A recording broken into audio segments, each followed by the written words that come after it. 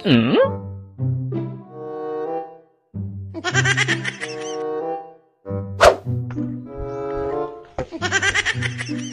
Meses, bayan ka pala. Okay, Meses. Ay, wala naman, Meses. Natanaw lang ko tang nadidiyang ka pala. Kaya ko'y paparihan sa card. Ako'y maghuhulog ng savings. Ito ko na may walang loan sa card, Mare. Ay, ibig ko sabihin ay maghuhulog lang ako ng savings at 70 pesos ang savings. Dikat ngayon Webes, hulugan sa card. Ako naman na hindi nangangamba, ako na may walang loan.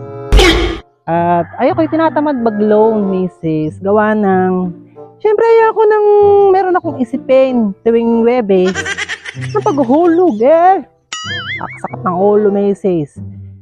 Itong asawa ko pati, ayaw niyang makakarinig na ako'y may utang. Kaya ako'y ganito lang. Panailaan kami savings para pagdating ng araw, pag bigla kami nang kailangan ng kwarta, di agad makaka-withdraw. Di ba ga? Ay, maiba ko, Meses. Ay, di bagat ka tayo magka-member sa card? Ay, pansin ko ikaw hindi naglolo. Ay, oo, Mrs. Uy, di ka tayo magka-member nga. Ako'y hindi naglolo-loan talaga, Mrs. Gawa ng ako'y nahihirapan sa paghuhulog. At wala namang permanenteng trabaho si Eduardo Ay di kung hindi magtrabaho ng isang linggo, di ako mapapahiya lang kay Sir na ako hindi makakahulog at ako babantayan na dito sa aming bahay.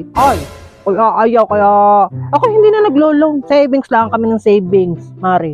Guys, ay sayang, Meses. Hindi tataas ang savings mo pag ikaw hindi naglo-loan.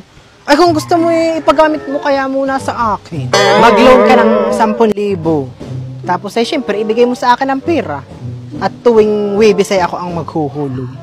Ay di sa ganayong para ay yung iyong savings ay lalaki. Di ba ga? Matulungan mo pa. Tapos ay natulungan din kita.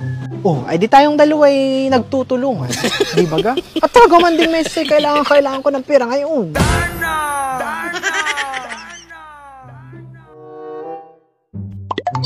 Ay hala, Mrs. Sari lang namang paggamit ko sa iyo yung aking loan sa card.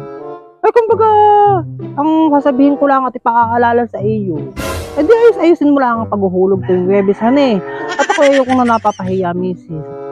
Ayaw pati ng aking asawa na kami pupuntahan ni Sir doon sa aming bahay at doon kami sisingilin. Nakakahiya sa mga kalapit bahay.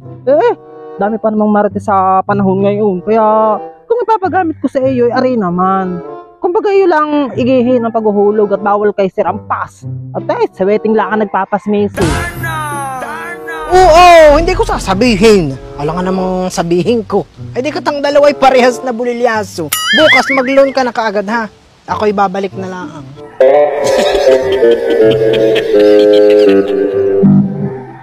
Magandang hapon po. Ba't po kayo napag-bisita? Kung aalamin kung bakit po siya hindi nakahulog ngayon sa card, ako po'y kanilang AO. Ay hindi po aari na siya makakahulog at siya po ay malaki ang loan sa amin. Ay hala po, pasensya na po. At teka lang po at kukunin ko po yung panghulog ko diyan sa aking kapitbahay. Babalik po ako. Meses! Ano? Akong ngayon ang kandila sa bahay namin. Sinasabi ko na nga baga na parang hindi kita pagkakatiwalaan sa paggamit ng aking loan. Mapes! Sinasabi ko sa iyo na ayaw ng aking asawa na mayroon kaming loan. Tapos biglang pupunta ng card sa bahay namin at hindi ka pa daw nakakapaghulog. Napakarino lang ating usapan na ikaw ang siyang maghuhulog tuwing Webes. Ay naman, pag hindi mo nagawa ng paraan hanggang ngayong maghapon, Mrs., alam mo kung ano mangyayari sa iyo? Papatigilin ko yung paghinga mo, nalintik ka! Darna!